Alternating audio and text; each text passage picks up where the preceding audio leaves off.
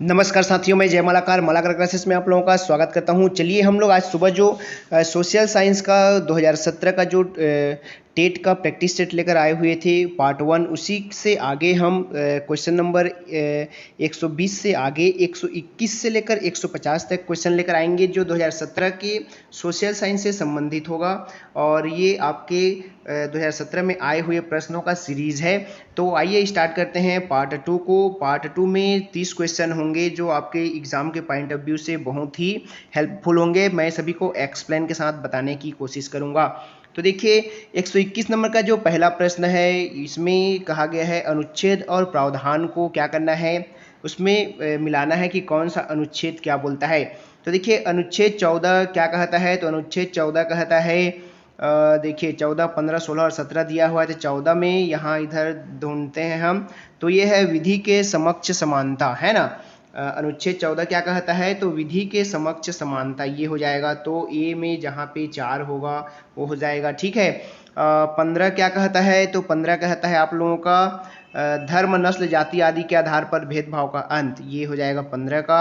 अनुच्छेद 16 क्या कहता है, तो अनुच्छेद 16 कहता है आप लोगों का लोक सेवा वाला अवसर, ये 3 हो जाएगा। और 17 क्या कहता है, तो 17 है आप लोगों का अस्पृश्यता का अंत।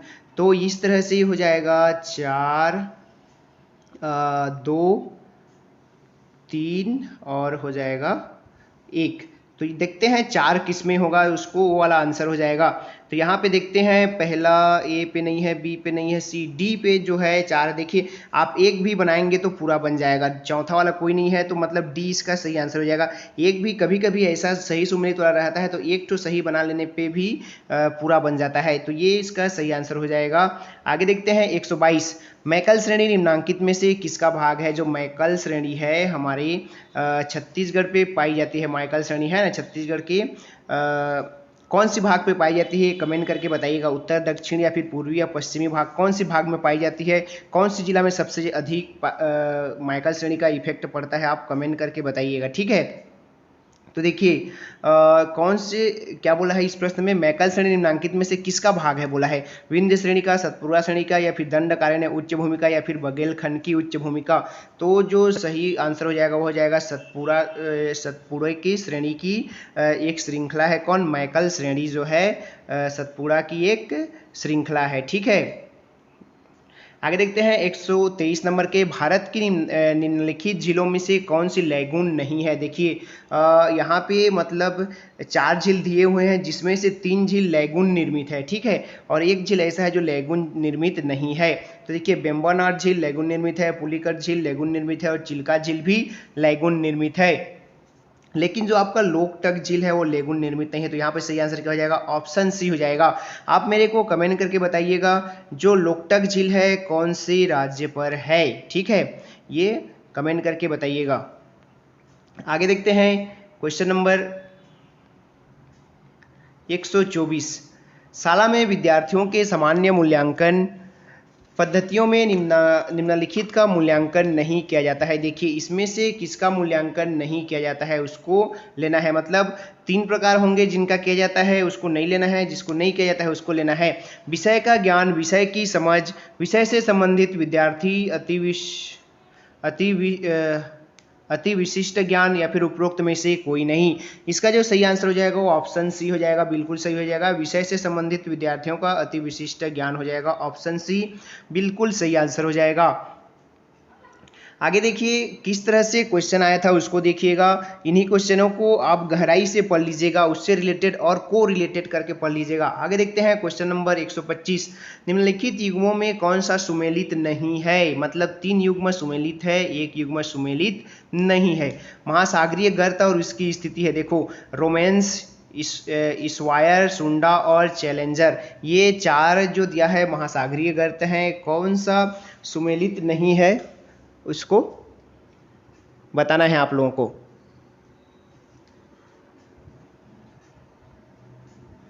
तो आइए देखते हैं कौन सा सुमेलित नहीं होगा इसमें। ऑप्शन देखिए, इसका जो सही आंसर हो जाएगा वो ऑप्शन ए हो जाएगा, सुमेलित नहीं है। बाकी सभी क्या है, सुमेलित है।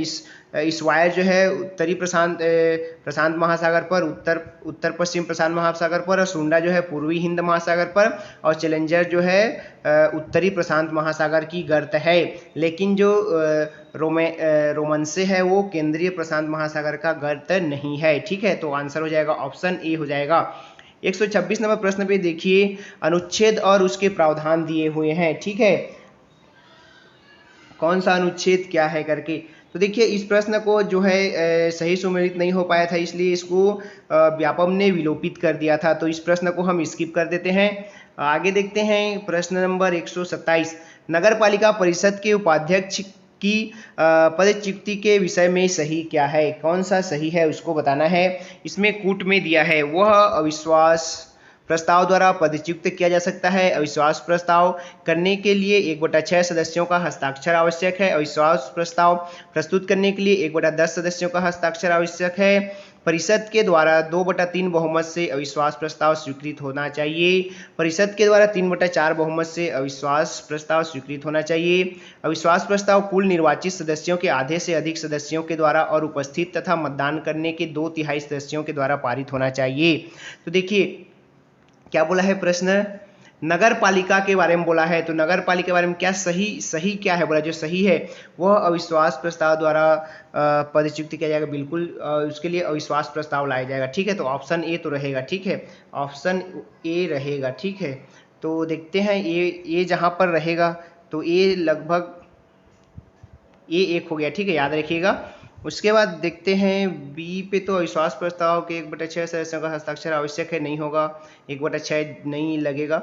अविश्वास प्रस्ताव प्रस्तुत करने के लिए 1/10 सदस्यों का हस्ताक्षर आवश्यक है, ये भी नहीं। डी परिषद के द्वारा 2/3 बहुमत से अविश्वास प्रस्ताव, हाँ ये सही है, 2/3 बहुमत जरूरी है। ठीक है, तो ए और डी हो गया। ठीक है, तो ए और डी जिसमें होगा वो आंसर हो जाएगा। और अगर आगे नहीं भी पता होगा तो आप ए डी करने के बाद यहाँ ऑप्शन देख सकते हैं। तो ए डी जिसमें होगा वो ऑप्शन होगा। तो आपका देखिए ए डी किस में है, ए डी है आपके सी वाले में, तो ऑप्शन सी आपका बिल्कुल सही आंसर हो जाएगा। ठीक है, आगे देखिए, सामान्यतया इस राज्य में दक्षिण पश्चिम मानसून वर्षा ऋतु का आगमन कब होता है। देखिए, दक्षिण पश्चिम मानसून जो होता है उसमें वर्षा ऋतु का आगमन कब होता है। 1 जून तथा 9 जून के मध्य, 10 जून तथा 15 जून के मध्य, 16 जून तथा 22 जून के मध्य, और 23 जून तथा 30 जून के मध्य। तो इसमें किस राज्य के बारे में बोला गया है, छत्तीसगढ़ के बारे में बोला गया है। ठीक है, तो छत्तीसगढ़ में कब आता है मानसून, तो 10 जून से 15 जून के बीच में आता है। ठीक है, भारत में कब आता है, तो लगभग 1 जून को प्रवेश करता है। कहां से, तो केरल पे प्रवेश कर लेता है। ठीक है, ये याद रखिएगा। आगे देखते हैं, निम्नलिखित मानव विकास सूचकांकों में से किसमें इस राज्य की उपलब्धि राष्ट्रीय औसत से अधिक रही है। 2011 के आंकड़े के अनुसार सकल शुद्ध घरेलू उत्पाद की वृद्धि दर, आय सूचकांक, शिक्षा सूचकांक, स्वास्थ्य सूचकांक, इसमें से जो सही आंसर हो जाएगा वो आपका हो जाएगा ऑप्शन 1 हो जाएगा। शुद्ध राज्य घरेलू उत्पाद की वृद्धि दर में वृद्धि हुई थी। ठीक है, ऑप्शन ए बिल्कुल सही हो जाएगा। आगे देखते हैं 130 नंबर, नगर पालिका परिषद के अध्यक्ष को पद से हटाने के लिए सही क्या है। देखिए, अब अध्यक्ष के लिए आया है। ठीक है, इसके पहले किसके लिए आया था, नगर पालिका से संबंधित ही आया था। ठीक है, उपाध्यक्ष के लिए था, और ये किसके लिए है, अध्यक्ष के लिए है। ठीक है, तो इनको भी पद से हटाने की सही क्या होगा वो पूछा गया है। ठीक है, तो देखिए यहाँ पे वह अपने पद से प्रत्यावर्तित किया जा सकता है। देखिए ये सही है। ठीक है, ये तो सही है। उसके बाद बी में दिया है पदच्युत प्रस्ताव पारित 2/3 सदस्यों के हस्ताक्षर, ये नहीं हो सकता। ठीक है, आगे देखते हैं, पदच्युत प्रस्तावित परिषद के 3/4 सदस्यों के हस्ताक्षर से प्रारंभ किया जा सकता है, ये है। ठीक है, ऑप्शन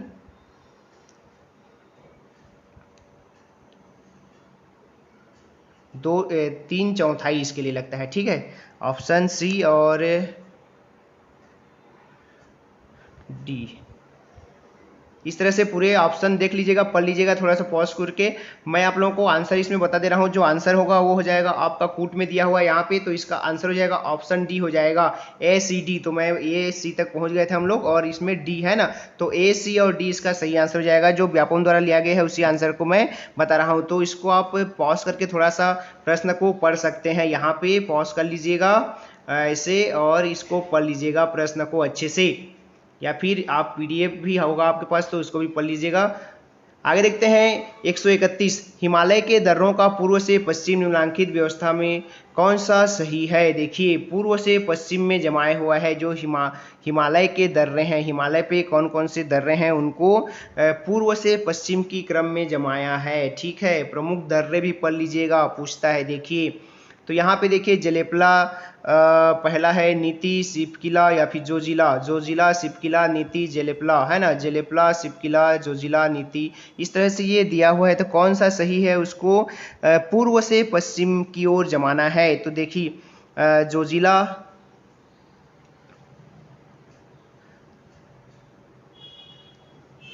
इसका जो सही आंसर लिया गया था वो ऑप्शन बी को लिया गया था, जोजिला, सिपकिला, नीति और जलेपला। ठीक है, ये ऑप्शन बी को लिया गया था, पूर्व से पश्चिम के क्रम में जमा हुआ है करके व्यापम द्वारा। इस राज्य की प्रसिद्ध लोक कथा निम्नलिखित में से कौन सी है, पंडवानी, भरथरी, ढोलामारू या फिर घोटुल पाटा। तो इसका जो सही आंसर हो जाएगा, प्रसिद्ध लोक गाथा बोला है ना, तो लोक गाथा कौन सी है, तो पंडवानी है। यहाँ पे आप कमेंट करके बताइएगा पंडवानी के लिए जो प्रसिद्ध गायिका है उनका नाम क्या है। ठीक है, और उनको भारत सरकार द्वारा कौन कौन से सम्मान दिया जा चुका है, जैसे पद्मश्री, पद्म विभूषण, पद्म भूषण दिया जाता है। तो उनको जो गायिका है, एक प्रसिद्ध गायिका है हमारी छत्तीसगढ़ की पंडवानी की, उनका नाम क्या है और उनको कौन कौन से पुरस्कार मिल चुका है, उसको आप कमेंट करके जरूर बताइएगा। आगे देखिए, इस राज्य की संस्कृति के निम्नलिखित में से कौन से मूल तत्व हैं, जनजातीय परंपराएं, कृषि व्यवस्था, प्रकृति का सम्मान या फिर उपरोक्त सभी। तो इसका जो सही आंसर हो जाएगा वो ऑप्शन डी हो जाएगा, उपरोक्त सभी। लगभग उपरोक्त सभी वाले 90% प्रश्न बिल्कुल सही रहते हैं, 10% ऐसे रहते हैं जो कभी कभार नहीं हो पाते हैं। तो आगे देखिए 134 नंबर, परिवर्तन जो क्षोभ मंडल है ना, में वातावरण के कुल गैसीय द्रव्यमान का कितना भाग पाया जाता है। देखिए कितना, 60%, 70, 50%, 90 या फिर 75। तो इसका जो सही आंसर है वो है आपका 75% पाया जाता है, ऑप्शन डी बिल्कुल सही हो जाएगा। ठीक है, आगे देखिए, भारत का संविधान एकात्मक है क्योंकि शक्तियों का विकेंद्रीकरण है, राज्यों के राज्यपाल नियुक्त किए जाते हैं, शक्तियों का विभाजन केंद्र के पक्ष में है, संविधान लिखित और कठोर है, राज्यों को राज्यसभा में असमान प्रतिनिधित्व दिया गया है, प्रधानमंत्री राज्यसभा का भी सदस्य होता है। यहाँ पे कूट में आंसर दिया हुआ है।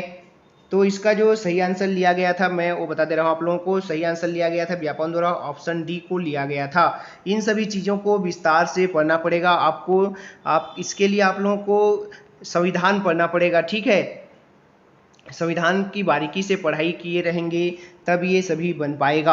आगे देखते हैं 136, विद्यार्थियों को दिए गए प्रोजेक्ट उसमें विकसित करते हैं क्या को, नेतृत्व कौशल को, सृजन क्षमता को, मूल संकल्पनाओं की समझ को या फिर उपरोक्त सभी। तो देखिए यहाँ पर भी उपरोक्त सभी है, ये उपरोक्त सभी हो जाएगा आंसर। लगभग 90% उपरोक्त सभी वाले प्रश्न सही होते हैं, केवल 10% ऐसा होता है जब गलत हो जाते हैं। आगे देखते हैं 137 नंबर प्रश्न पे, समाज विज्ञान के कक्षा में अध्यापक के लिए कौन सी संकल्पना प्रथम बताना चाहिए। देखिए जो पहली प्राथमिकता क्या है, परिवार, समुदाय, गरीबी या फिर संस्कृति। तो सही इसका आंसर क्या, ऑप्शन ए सही हो जाएगा, परिवार। ठीक है,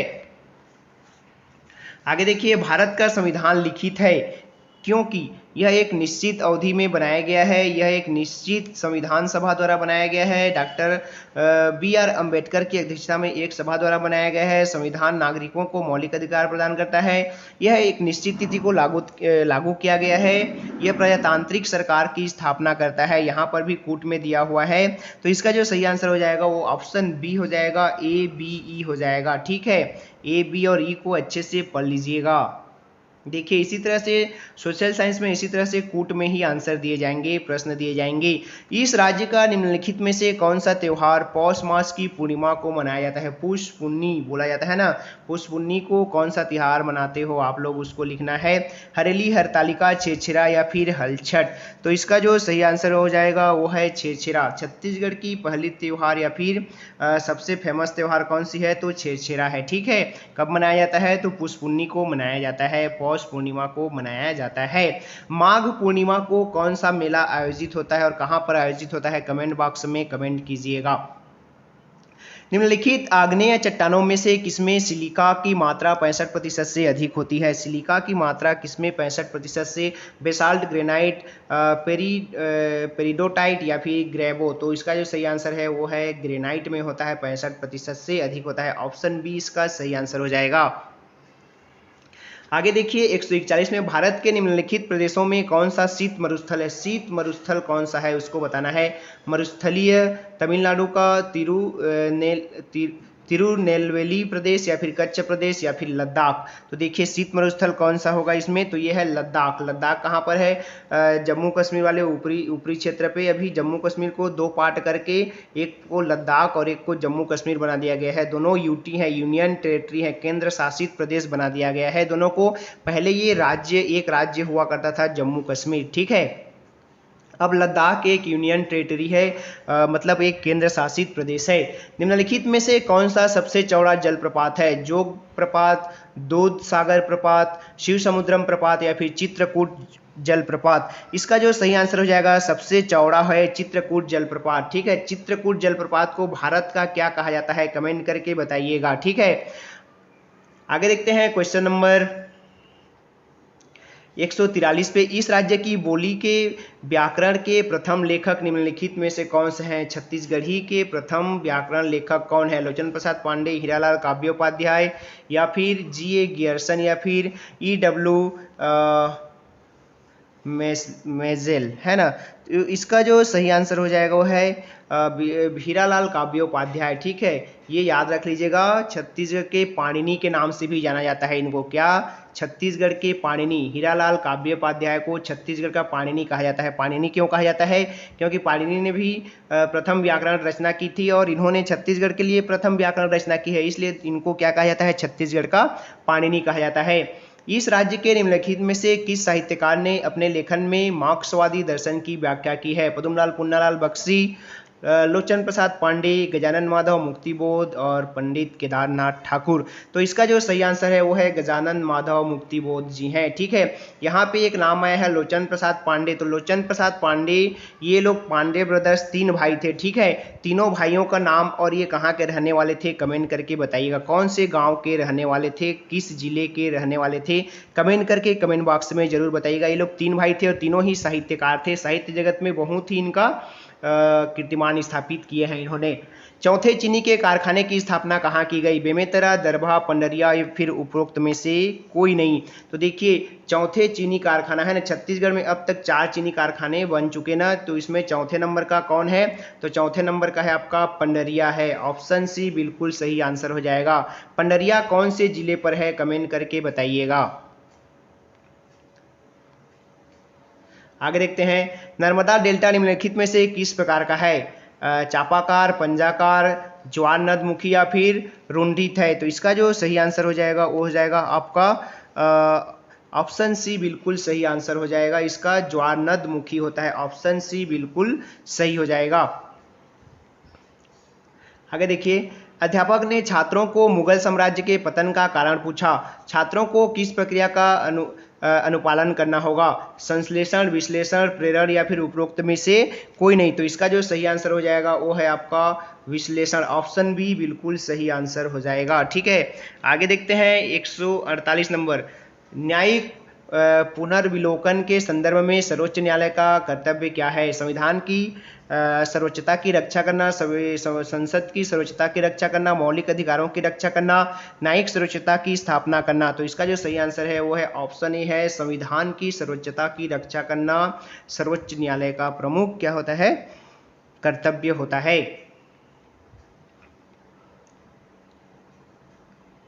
देखते हैं 149 नंबर के प्रश्न।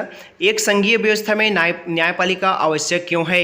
संविधान की व्याख्या करने के लिए, मूल अधिकारों की रक्षा करने के लिए, संविधान की सर्वोच्चता की रक्षा करने के लिए, प्रजातांत्रिक व्यवस्था की रक्षा करने के लिए, केंद्र और राज्यों के मध्य विवादों का हल करने के लिए, या फिर संसदीय व्यवस्था की रक्षा करने के लिए। तो यहाँ पे आंसर जो कूट में दिया हुआ है, यहाँ पे जो आंसर लिया गया है व्यापम द्वारा, वो हो जाएगा ऑप्शन बी हो जाएगा, ए, सी और ई हो जाएगा। ठीक है, तो पॉज करके आप देख लीजिएगा, ए, सी और ई को अच्छे से एक बार देख लीजिएगा। ए, सी और ई पे क्या दिया है? संविधान की व्याख्या करने के लिए, और संविधान की सर्वोच्चता की रक्षा करने के लिए, और केंद्र और राज्यों के मध्य विवादों को हल करने के लिए, ये सही हो जाएगा। आगे देखिए 150 और अंतिम क्वेश्चन आज का। इस्पात संयंत्रों की पूर्व से पश्चिम निम्नलिखित व्यवस्थाओं में कौन सा सही है? देखिए, पूर्व से पश्चिम के क्रम में जमाया गया है इस्पात संयंत्रों को। ठीक है, आप लोगों के सामने ऑप्शन इस तरह से हैं। देखिए, राउरकेला, जमशेदपुर, बर्नपुर, दुर्गापुर, है ना। राउरकेला, ये जो क्रम से जमा हुआ है, यहाँ पे इसका जो सही आंसर हो जाएगा वो ऑप्शन सी हो जाएगा। दुर्गपुर, बर्नपुर, जमशेदपुर और राउरकेला, ऑप्शन सी बिल्कुल सही हो जाएगा। तो दोस्तों, ये थे आज के आपके 30 इंपॉर्टेंट क्वेश्चन जो सोशल साइंस से संबंधित थे। आपके 2017 के प्रश्न पत्र में आए हुए पेपर थे। अगर अच्छे लगे होंगे तो वीडियो को लाइक कीजिएगा, और हमारे चैनल पे नए होंगे तो चैनल को सब्सक्राइब कर लीजिएगा, और ज़्यादा से ज़्यादा अपने दोस्तों तक शेयर कीजिएगा ताकि सभी को हेल्प मिल सके। नमस्कार, धन्यवाद।